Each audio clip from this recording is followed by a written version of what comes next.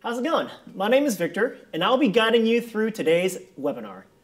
Now, it's important for me to note right now that I've actually gone through that transition from photography to video, and I found it a very fun and enjoyable experience. So hopefully, as you come along this journey with me, you're going to find that it's one, not easy, and two, not as hard as you thought it would be.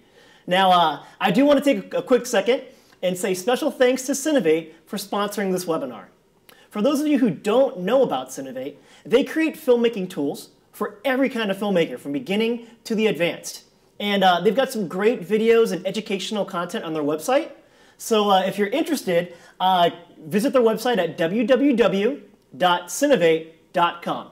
Now, this webinar is a series dedicated to teaching you how to capture better video by showing you the proper techniques and introducing you to new and familiar tools that will help you get the job done easily and effectively. Now today, we're going to keep it simple.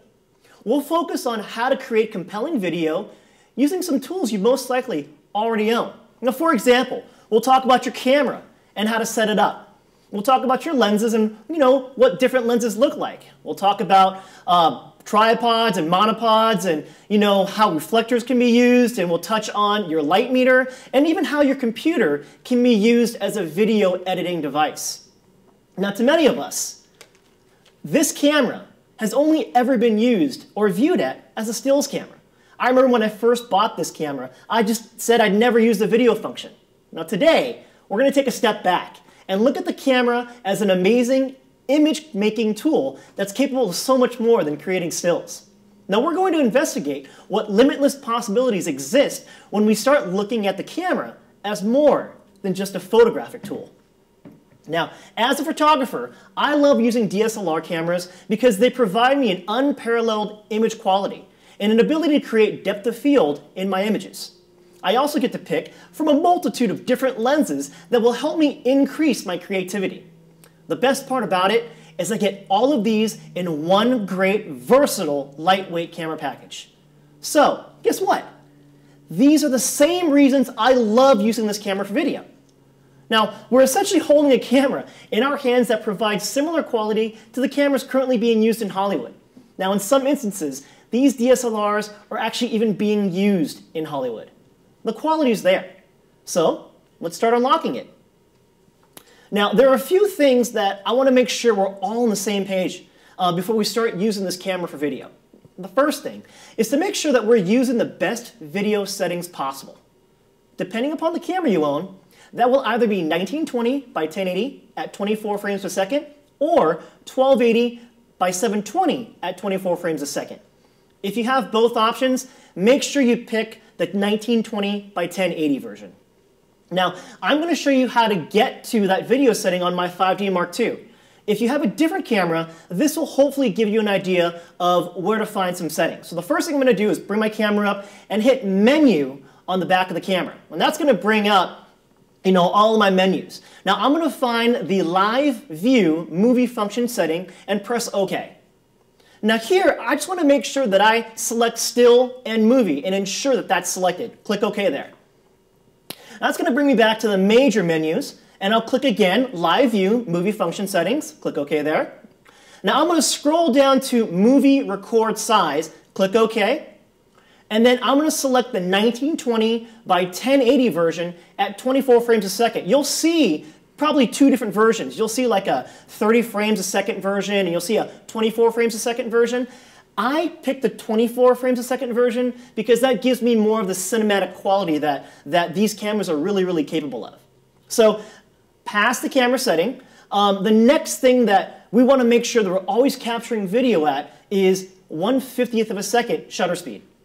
Now, we'll eventually discuss what changing the shutter speed will do to the video, but for the purposes of today's discussion, let's pretend that the shutter speed is superglued to 1/50th.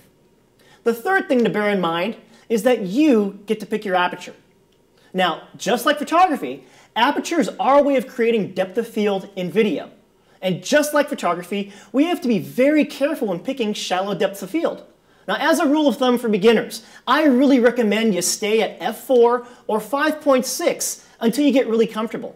Now, f2.8 looks beautiful on video, but it takes a little bit of practice to get it right. So do yourself a favor when you first start and stay at around f4 or f5.6. So another thing we get to control in our cameras is the ISO. Now, just like photography, when the need arises, you can change the ISO on your camera. My recommendation here is to use the lowest ISO possible and stay below ISO 1250. Now, you're probably going to ask about white balance. For now, let's keep it on auto.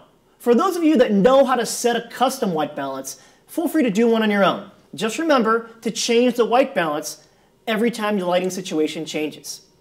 Now, the last thing that we want to note about these cameras is that focus is manual.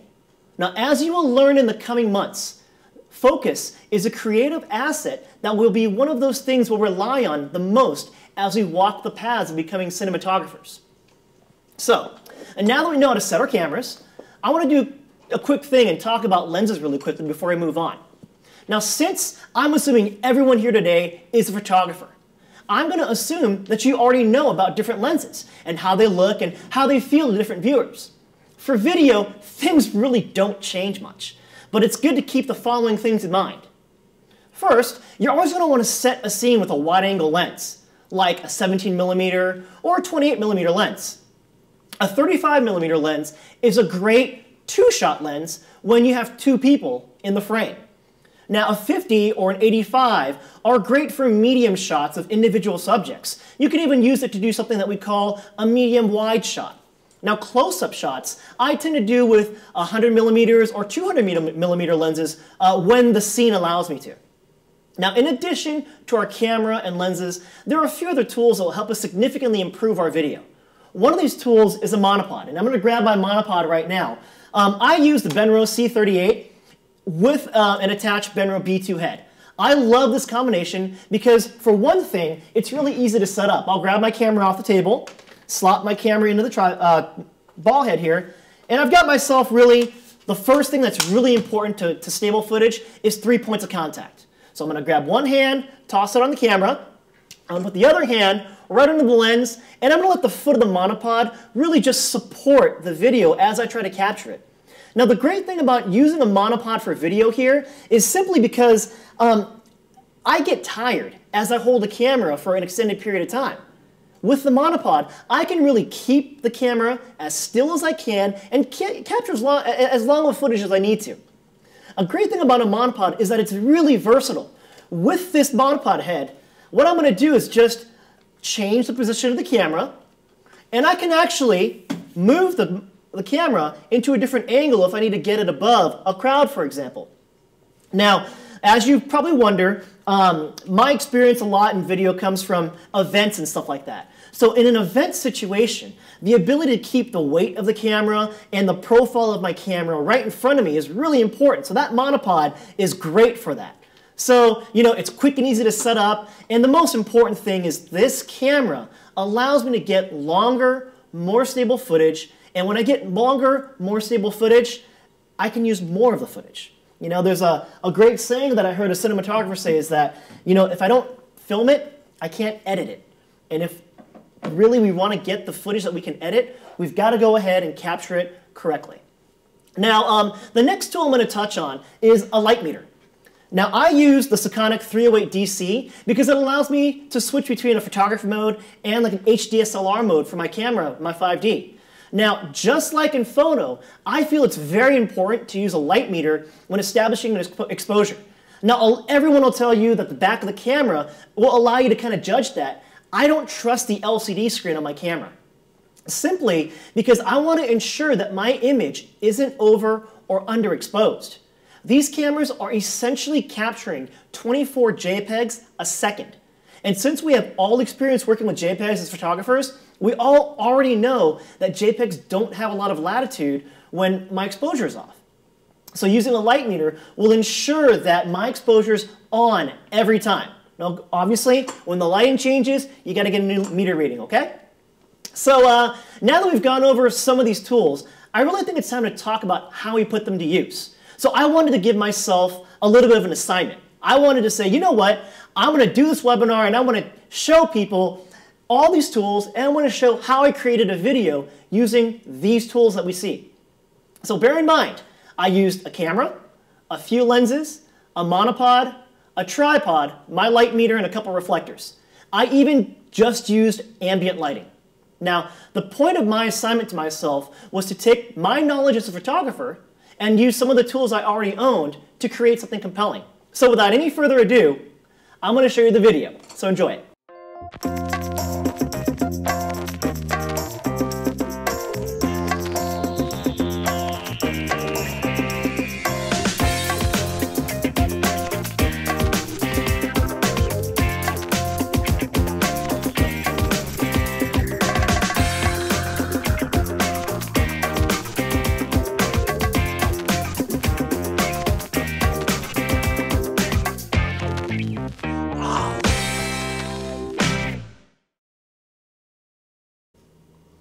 So hopefully you guys enjoyed that quick little video. With me here right now is Brian, the star, as well as the chef of the most horrible peanut butter and jelly sandwich I've ever seen in my whole life.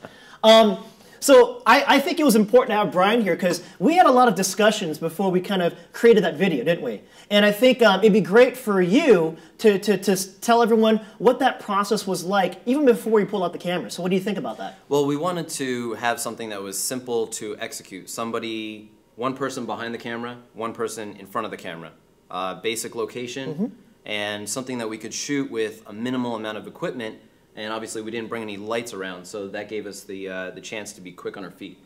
Right. So we really wanted to leverage my experience as a photographer. And so why don't we talk about, really quick before we go through like our behind the scenes video, why don't you talk to me how you wanted me to leverage my experience as a photographer?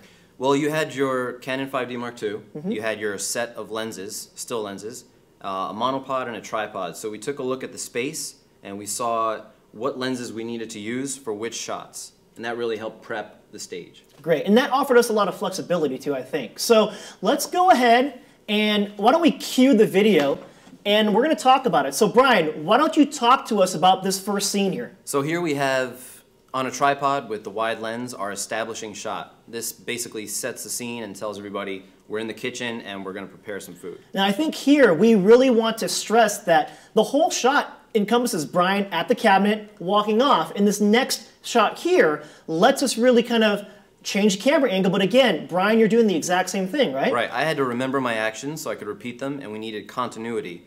You could have something to cut to when we get to iMovie. So I wanted to get a point of view shot. So what I did was stick the camera inside the cabinet, and we got that shot. Yeah, this is something that you can't do with other cameras, but the 5D Mark IIs, the 7Ds, they're small enough to fit inside a cabinet. Now, we needed to kind of context and put context into what you're opening the cabinet for. So that's what we did here. And we made our handmade labels just for some comic relief. Exactly. Now, I wanted a voyeuristic look to the next scene, so I used the camera on a monopod to give it that little shake and to give it almost a handheld look. Yeah, this adds some intimacy to the shot. It makes the viewer feel like they're there inside the kitchen. Now, obviously we needed to pull out, so I went and pulled out further back for a medium wide shot here. And again, we had you make the peanut butter and jelly sandwich in full so we could use any part of that scene. Correct. Now, why don't you tell me about the next one, because this was your idea, because we didn't like the original shot. Well, this was not planned in the storyboards, but we wanted to change things up a bit, keep the viewer interested. Even though it's a short video, we wanted to make sure that we kept their attention. Right, so we went bird's eye.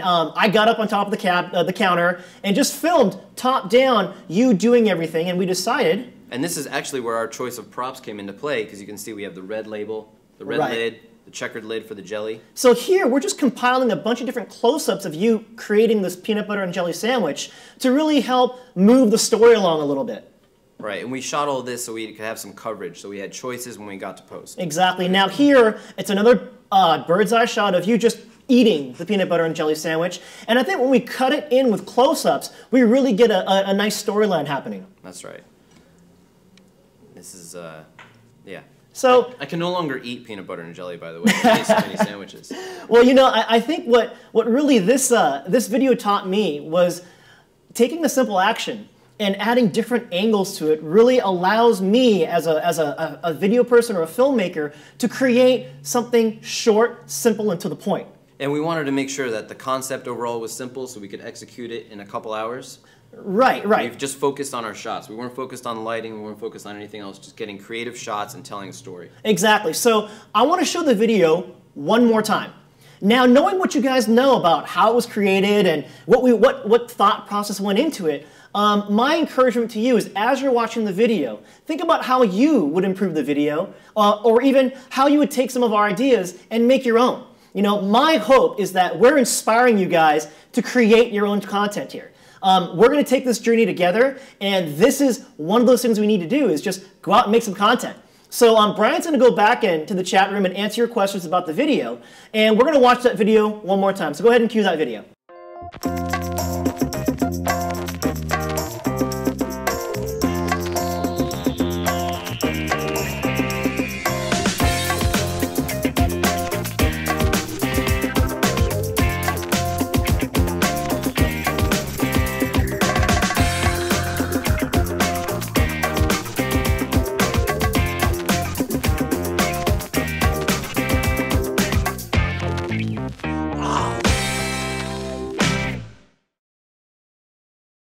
Welcome back, guys. And you know, I think it's a great time right now to stop for a second and take some live questions from the audience. So Brian, this is kind of like an ad-lib portion of our webinar. So Brian's going to shoot some questions to my iPad, and I'll answer them right away. So let me just refresh here.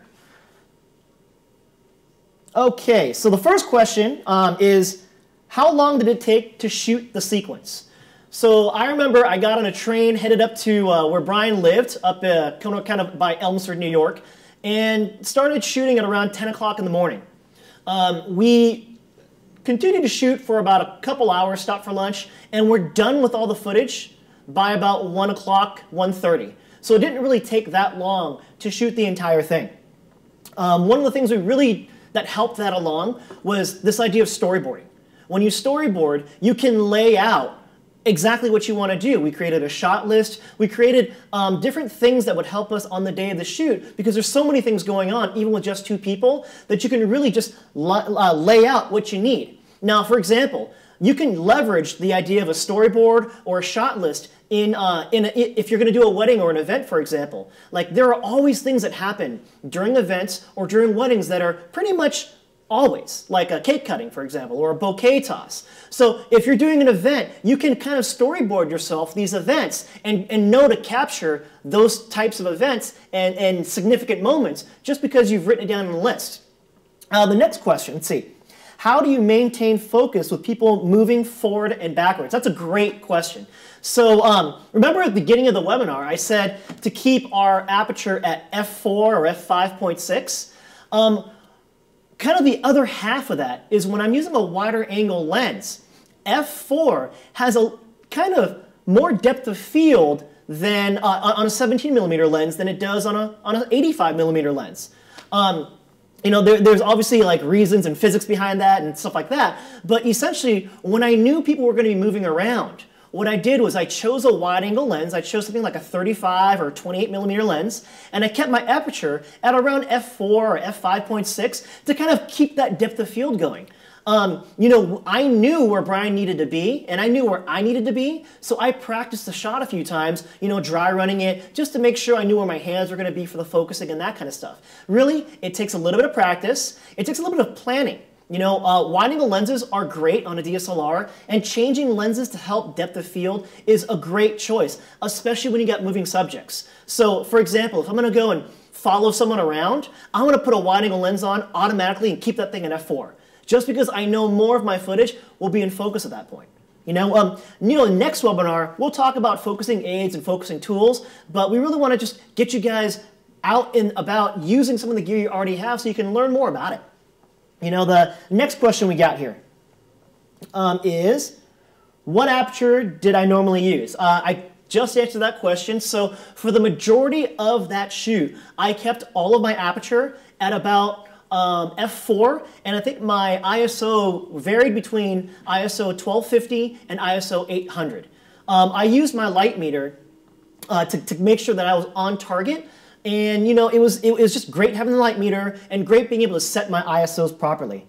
Now, I'm going to take two more questions, and then I'm going to continue on, okay? So let's see here. One question is, what software did I use for storyboarding? Well, again, I didn't really go out and buy a storyboarding software. I actually use two things to storyboard. I use a pen and paper, and I also use Microsoft PowerPoint. PowerPoint's a great tool to kind of lay things out digitally if you don't like drawing them out. It's also great to kind of create copies with it and everything. And then just a note, for this video, I didn't use any audio. And you can tell we cut it to music and that sort of stuff. The reason we didn't use audio is we just wanted to keep things really simple. We wanted to focus on framing. We wanted to focus on different angles. I wanted to focus on how to set my camera up and how to pick the right aperture. Now, once I kind of get all that set, and once I've got that under my belt and used to it, we'll have webinars about sound and whatnot, but, we're going to take baby steps with this thing. Now, the last question I know that is on everyone's mind is, what did we use to edit? So, we want to keep things really simple. So the idea of editing, I wanted to use something that pretty much most everyone would have access to. So I'm on a Mac, so I used iMovie. Now, for those of you who don't use iMovie, there's a great program out there called Adobe Premiere Elements. It's a great tool for a PC user as well. Now, both of these companies, both software programs, have great tutorials on their website. They also have a plethora of knowledge on the web that you can really learn about, the idea of a timeline and how to drag things into a timeline and how to create a sequence. When you go out and film your own simple action, you're going to have a beginning, a middle, and an end. And my one recommendation when you start to edit is just to start filling the timeline. And then you'll get a feel for it. You get a feel for where to move things and how to move things around. Okay? Now, moving forward, the point of creating this little video today was to prove to you that you don't need a lot of equipment, that you don't need a lot of stuff to create something compelling. You just need a good story, you need a simple action, and you just got to go out and do something. The beautiful thing is that I'm positive that everyone in this room is a photographer of some kind. You're either a beginning photographer or you're an advanced photographer, but every photographer has this ability to see the world uniquely and differently than the next person. See, because we're already photographers, we're already halfway there in the conversation. We already know apertures. We already know f-stops. We already know shutter speeds and how to frame and what lenses to pick, all because we've used them before. That's half the product right there.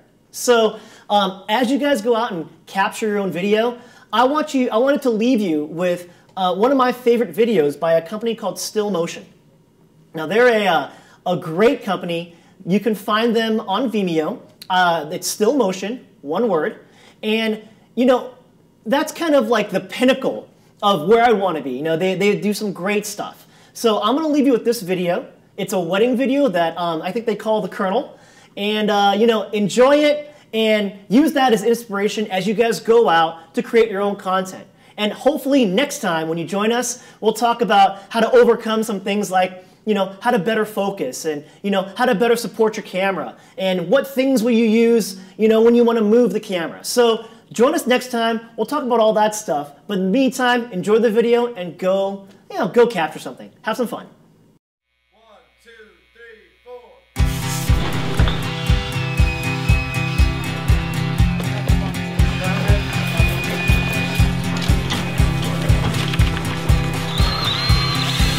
No, because it's gonna. Actually, you know what? No.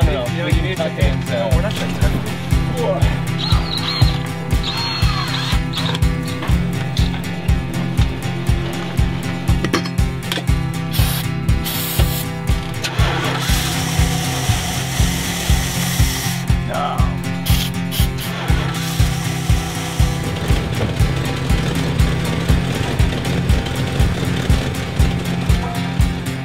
I saw you. Veronica, you are my person, my best friend for life.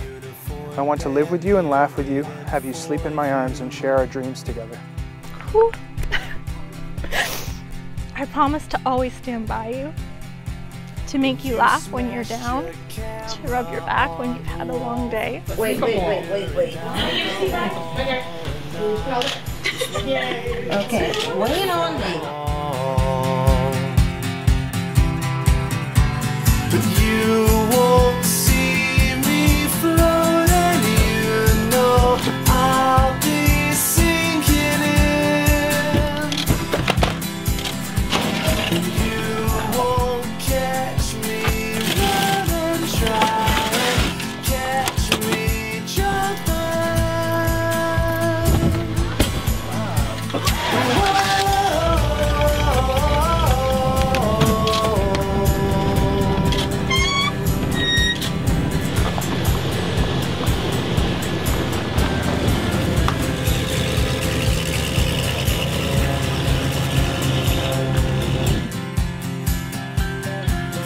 A band with a badge she wears like a crown. The long arm came down. You were nowhere to be found. So they checked our bags for a stowaway, and by land and by sea you couldn't get away. Hello. Hi! When do I get to see you? First time I saw you standing in front of that elevator, I knew that gorgeous man in the leather coat was someone really special. Hi, honey. Oh. You look so... Are you gonna start crying? Oh, you already have started crying. Don't cry. I promise to laugh with you when times are good, defend you when they are bad, wipe your tears with my hands. I love you. I looked into your eyes and I saw that anything was possible, so long as I was wearing the right shoes. Do you like them? Yep. You ready to do this? I am. I'm so ready to do this. Oh, really? Yes. Yes. Yes. Yes. Yes.